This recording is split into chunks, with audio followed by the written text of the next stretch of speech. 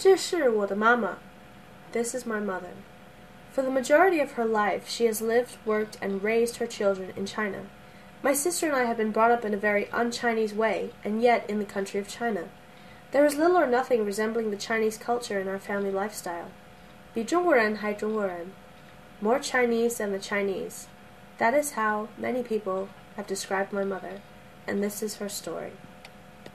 My mother often refers to herself as a real example of a third culture person, as she spent little of her life in her home country, England.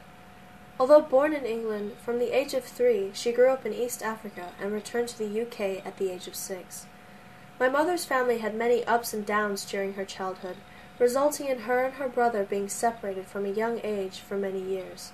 In fact, this year my family visited my uncle's family, where a wonderful reunion between them took place. My mother left home and started working at the age of 17. This means she has been earning a living for over 30 years, as she turns 47 this year. She often tells me that everything she knows is a result of hard studying at the University of Life, and it says much for her fearlessness of life that she has achieved so much in her life so far. However, when you ask my mother what she thinks her greatest accomplishment to date, she says, "It is having the pleasure of watching and being a part of my 2 children's lives." These are my grandparents. My grandfather was one of the first foreigners given permission to enter China after the country opened to the outside world in the early 70s. He and my grandmother came to China in 1978, and they represented the UK company Marconi.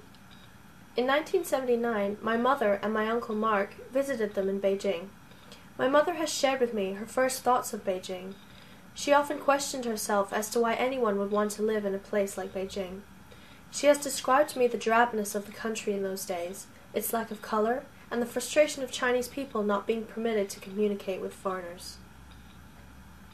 In the year 1981, when my mother was 21, she came back to China and has lived here ever since. She often jokes that she actually arrived in China on April Fool's Day of 1981.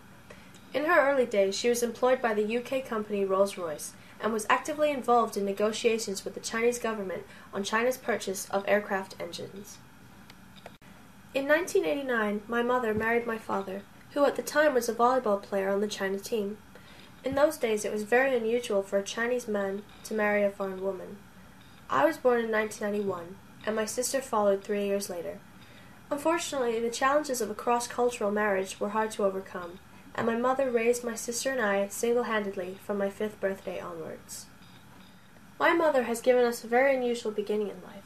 By growing up in a semi-cultural environment, we have learned to appreciate the finer things in life that we did not always have, such as cable TV, English language magazines, clothes stores, music stores, CDs, and the list goes on. What we have had, however, is a rich upbringing in family values, cultural awareness, and understanding and insight into what has become a country that continues to fascinate and intrigue the world.